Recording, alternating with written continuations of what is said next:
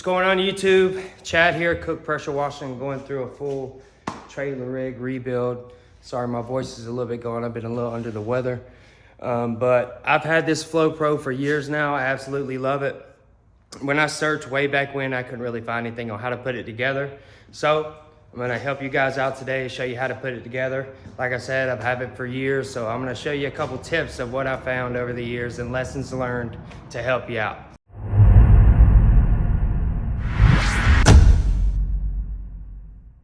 Don't let all these parts fool you. I'm gonna break it down. It's gonna be super simple, I promise. So it's been a long time since I bought one. When Judd sends it, I'm pretty sure it's just gonna be the actuator, a bypass hose, and the control box over here. These are just quick connects for your injector, as well as over here. I'll get into that in a little bit to show you the trick that I found to be able to easily change these injectors out when they go bad, because they do go bad. I would recommend getting these mounting blocks. I'm going to mount mine over here. I'm gonna show you the control box while I'm over here. I'm gonna be mounting mine right here. This is the control box right here. Don't let all these wires drive you crazy and fool you. It is super simple, I promise. If I can do it, you can do it. This is going to plug into the actuator. Break it down and show you real quick, because you might be a little confused if you don't know what I'm talking about. That plug is going to plug in right here. That's all. And that brings power to the actuator. And then this other wire is going to have some connectors for your battery right here. Don't pay attention to all these wires. These are other things. All it is these. It connects to that and then it goes onto your battery. On this trailer, I decided to mount it up here on top. It does come with these mounting brackets, if I'm not mistaken. But you can put it wherever you want. Before, I just had it up on the water tank and zip tied, if you want to do something super simple. If you want to save yourself some headache and probably a couple cuss words, a vise would be ideal. You're gonna need some street tees for your actuator. They come in, I think that now they come in 1/2 and 3/8. Mine is a 3/8. So if you have a 1/2 opening, then you would get 1/2 street tees. Mine are 3/8. This just goes into here like this. It'll make more sense as I go. I'm really gonna break it down for you. Okay, so your street tees will go on either side of the actuator, and that is how you put all your quick connects in the injector and the hose. Make sure you put a solid amount of Teflon tape so nothing leaks. We're gonna start with putting the injector on it so I can show you what I've learned about being able to quick connect these onto the FlowPro so you can easily change them out. I've only got it hand tightened, so that's why I said a vise would be ideal. We're gonna take it over to the vise and tighten it up.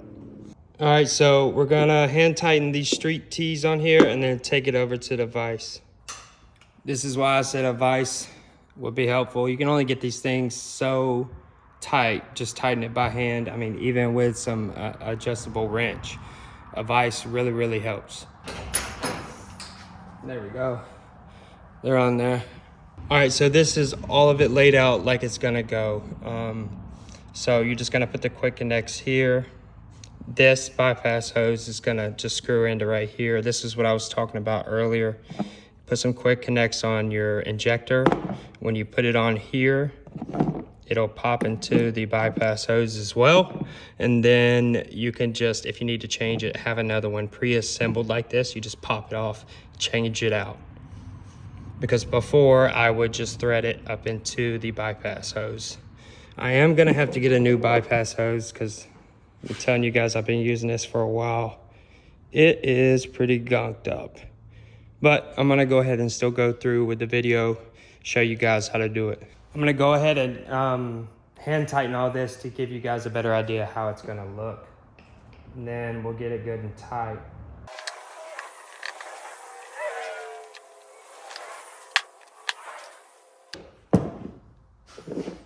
So there you go. And then if you assemble your injector, put it on the quick connect right there. It'll quick connect to the end of this bypass hose right here. I'm not gonna, there we go. And then this will screw thread right directly into the street tee. And that way, if you're ever in the field, you need to change out your injector, you'll be able to pop that side of the bypass hose off and then pop this off, put you a new one on there, and you're back to work. It's another time when this vise comes in play to where it really helps being able to tighten all these quick connects down. All right, so it's assembled, everything's tightened. This is what I was talking about with the injector, being able to change it out quickly. If you set it up like this, just pop it on to the street tee, pop it into the bypass hose. So quick and easy, goodness, quick and easy change out in the field. But this is fully assembled. Now we'll be able to mount it onto the trailer. All right, so I'm gonna put the mounts on and then mark some holes to mount it over there. But just real quick, if you do get these, be extremely careful whether you're screwing it in, bolting it in, whatever you do, because they crack easily. They crack really easy. I've cracked some other ones that I've had before, but just be very careful. Just grab you a 4mm Allen, take these bolts out right here.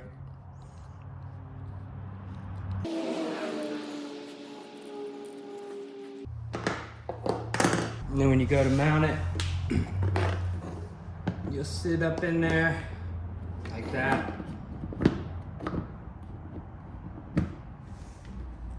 It sits nice and flat.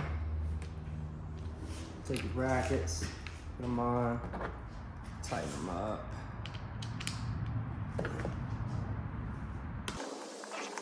I have to get a different Allen key. I'm hitting the bypass hose. Hold on. I took off the bypass hose on this side so I can get to it easier. These just screw down.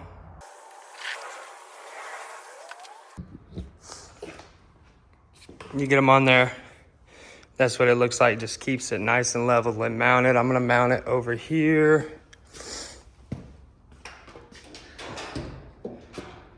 Somewhere in that general area. Because I only use my hose reel for storage. I'll take the hose off, pop it on here, quick connect, it'll flow right through instead of restricting it through the hose reel. But that's what we'll do. We'll get started on the mount right here.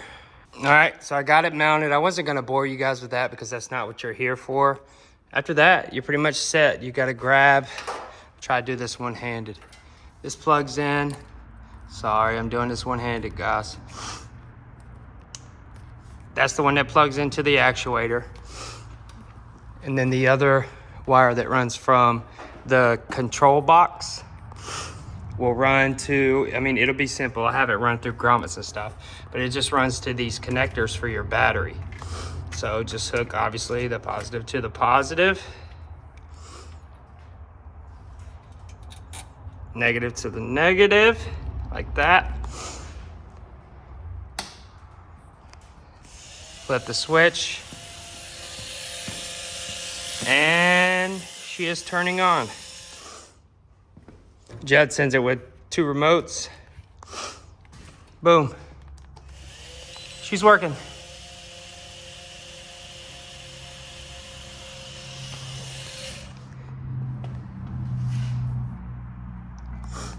You see the ball valve moving in there.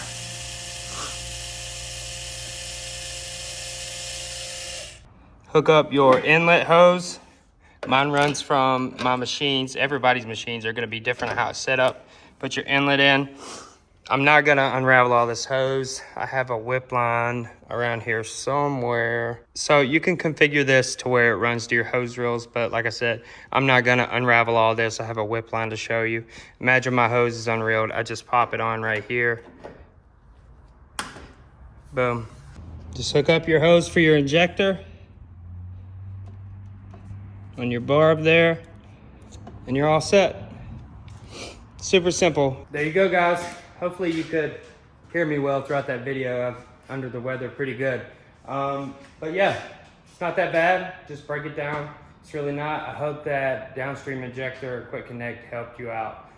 It will help you out if you do it out in the field and your injector fails and you have to take all kinds of stuff apart. But appreciate you watching. Hope this helped. Please like and subscribe. Thank you for watching.